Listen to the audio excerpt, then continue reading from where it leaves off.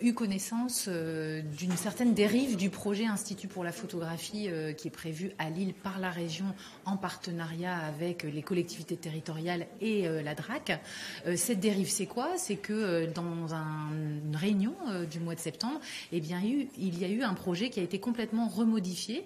On reste à un budget de 16 millions d'euros, mais pour un projet rue de Thionville beaucoup plus petit, avec un bâtiment de moins sur les 3 bâtiments qui étaient prévus. Et puis surtout une dérive totale dans les délais, puisque l'Institut pour la photographie avait été promis par le président de région pour l'année 2020. Nous sommes en 2022 et dans ce document, eh bien, il est indiqué que le projet ne verrait pas le jour avant 2025. Et donc l'objectif de notre saisine auprès de la ministre de la Culture, c'est en fait que c'est une ministre qui est extrêmement attentive à la dépense publique, à la responsabilité que nous avons tous quand un projet est financé par les contribuables français et ici des contribuables régionaux, que cet argent soit bien géré et qu'il n'y ait pas des délais qui s'étendent de plus en plus ou un projet qui soit en dessous du budget qui a été décidé au début. Et donc nous lui demandons une inspection générale des affaires culturelles.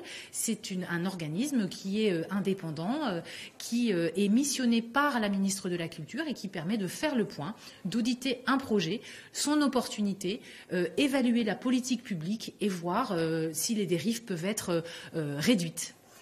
Donc c'est dans l'intérêt général et pas un combat personnel comme certaines personnes peuvent vous le dire, vous le reprocher.